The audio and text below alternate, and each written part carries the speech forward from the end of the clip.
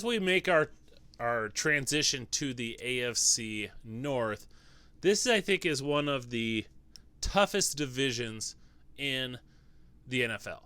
I think there's 3 teams here that could easily make the playoffs. A couple of them could definitely make deep runs. And my pick to win the AFC North shouldn't be a surprise, and that's the Baltimore Ravens. They've done it the last several years. I don't think anything's changed. Lamar Jackson continues to be an absolute stud in the regular season. Just completely dominates the regular season, put up huge numbers. They roll, always finish, second, third in the AFC, potentially first.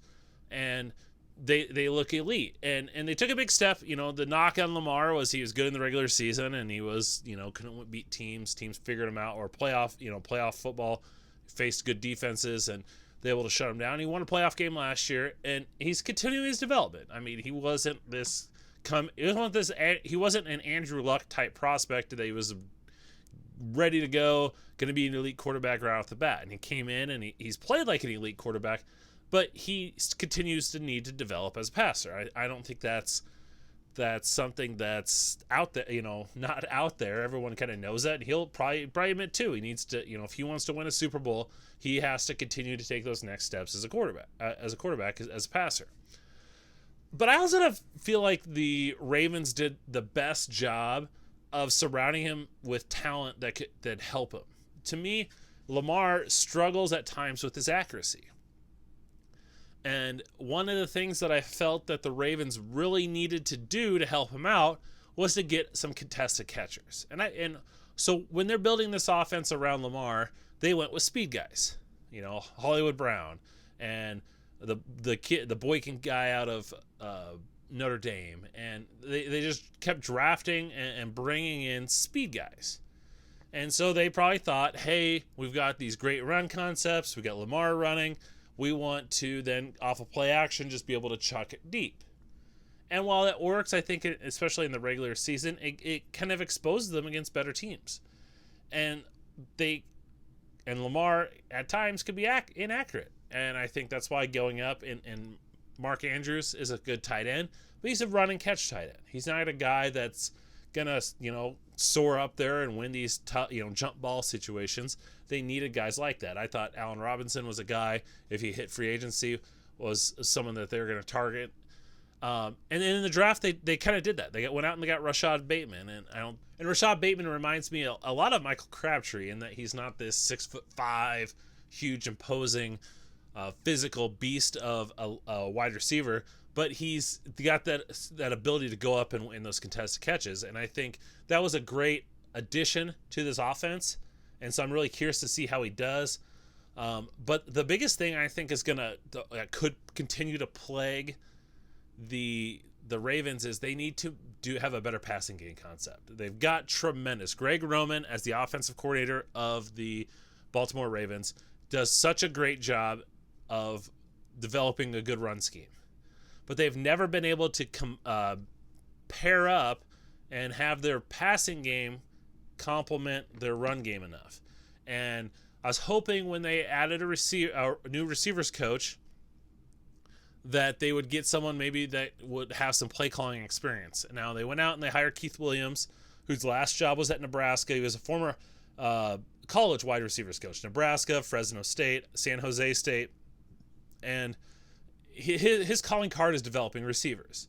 And Tyreek Hill and Devontae Adams would travel to Lincoln, Nebraska in their off seasons to work with Keith Williams. And I think Keith Williams is going to help because they need Hollywood Brown, Marquise Brown to continue to develop. They've got, like I said, Rashad Bateman. But it'd be nice if they could have found someone that could kind of develop those passing games better than what potentially Keith Williams could do. So I think that's something to kind of keep an eye on. I still think they're going to be tremendous. The defense continues to be loaded for the Ravens. But it's all, to the Ravens, and it should be for them. Their success is how they do in the playoffs. This is one of the premier franchises in the NFL. Just getting to the playoffs isn't good enough for them. They've done it. They do it every year. It's can they get to that big game? And I think this is a team that's on the cusp of doing that. Have they done enough this offseason, have they done enough developing to get him there? Now, the race for the second spot in the AFC North is going to be fascinating, and it's going to be between the Cleveland Browns and the Pittsburgh Steelers. And if I were to tell you 3 or 4 years ago that not only are we talking about Cleveland making the playoffs, but how far they could go, you would probably laugh me out of the room. But with the hiring of Kevin Stefanski and the continued development and building of this roster, the Browns have one of the better teams in the AFC. And just like I've said before with the Ravens and how their success is going to go based off of how Lamar's developing, the same goes for the Cleveland Browns. The reason why they had that success last year is Baker was able to make plays in the passing game when he needed to. And they've got a talented offensive line and running game with Kareem Hunt and Nick Chubb. Great 1-2 punch, good offensive line. They're a run-first team. Kevin Stefanski has got he knows what he's good at. He knows what his team is. We saw this when he was in Minnesota. They ran and ran and ran behind Dalvin Cook. He's doing the same thing in Cleveland. Run behind Nick Chubb, throw in Kareem Hunt in there quite a bit as well. But once again, it's the passing game. They've got Jarvis Landry, Odell Beckham Jr. Getting Odell Beckham Jr. back, and if he can kind of play at that elite level, not the where we thought he was in with the Giants, but if he can be their number one receiver, give him that a guy to go to. You've got Odell Beckham Jr., Jarvis Landry. You've got Hooper as their tight end. You've got Njoku, and it's all on Baker. Baker's got to be able to make plays. He made them at times last year. Can he continue it up? Because this team's got talent. Defensively, they were good last year, and I think they only got better. Right? Adding Greg Newsome from Northwestern, the cornerback. Now you've got Denzel Ward, Greg Newsome, Greedy Williams. Greg Newsome from Northwestern was one of my favorite players in last year's draft. I think he was a talented cover corner, and if he can be what I think he is, pairing him up with Denzel Ward, you got 2 potential shutdown corners. Okay? Then you add in, they got Jadeveon Clowney. We'll see how he is as a pass rusher. And they've got now, Jeremiah Owusu-Koramoah at linebacker. And Koramoah is playing really well this preseason. Hybrid safety linebacker, flying all over the field. He can play in the slot. He can cover tight ends, come and help in the run game. I think getting those 2 guys to be what they are, I think the Cleveland Browns are not only a lock to make the playoffs this year, I think they're a team that could definitely make some noise in the playoffs. Now, the other team, I truly believe the AFC North could put 3 teams into the playoffs, and the Pittsburgh Steelers are that third team. I think they're the team that's kind of pushing. And it's tough to say because the Steelers have been so good, and they've been in the playoffs. And last year, they start like 8-0, 9-0, before kind of struggling at the end. As long as Big Ben is healthy, Ben Roethlisberger is healthy, they're going to have success. They've got him. They've got Najee Harris this year, so they've got that bell cow back that they want. They've got good wide receivers. The defense is going to be good. I think what really is going to determine how good the Steelers are is if Big Ben can stay healthy and continue to distribute the ball, and how good is their offensive line. Their offensive line is in flux. Villanueva, their left tackle's gone. They've got a couple other guys that have left, and so they're shuffling in some new faces. Can this offensive line protect? And with Big Ben not being the most mobile and being older and being more apt for injury, they've got to do a better job protecting him and opening up running lanes for Najee Harris. And so that's something to kind of keep an eye on. I debated, do I do the Browns are my number 2 team? Are the Steelers my number 2 team? The thing that kind of put the Steelers firmly for me as that third best team in this division is their schedule's tough. They have the toughest schedule in the NFL, them and the Bears. But they have one of the toughest, top 2, top 3 toughest schedules in the NFL. Whereas the Browns, theirs is 24. So the Browns have a much significantly easier schedule than the Steelers. So I think those, playing a few extra tougher games, I think is going to cause them to have a couple more losses. That's what's going to put Cleveland up in that number 2 spot and the Steelers firmly in that 3. Now, rounding out the division is the Cincinnati Bengals. And the Bengals, to me, are going to be one of those teams I think is, I wouldn't say challenging for the number 1 overall pick in the 2022 class, but they're firmly, I think, in that 3 to 5 range. They are going to be a top 5 pick, in my opinion. Here was a team that was picking, 5th last year, 4th last year.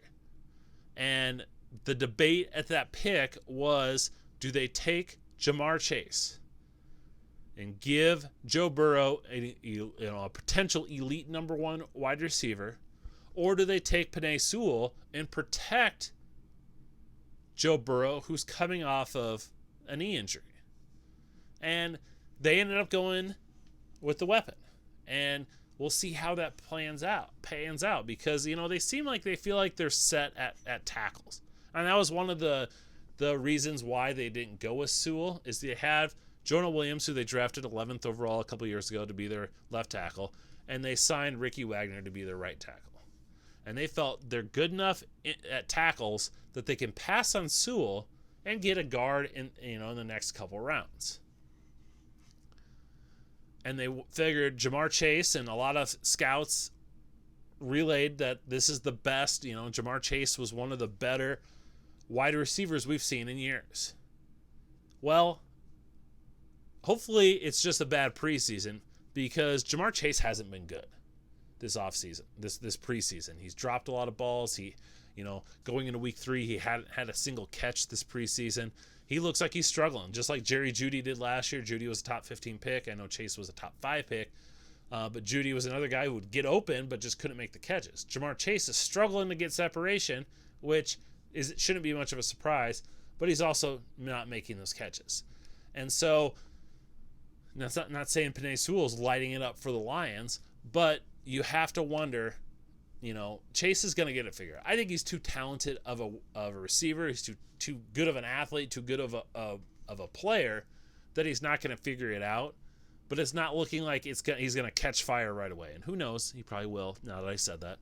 But not only is your number 1 top 5 pick struggling, your quarterback is coming off of a knee injury. He was very quick and elusive in the pocket, knew how to read the pocket and make his throws. But now he's coming off that injury.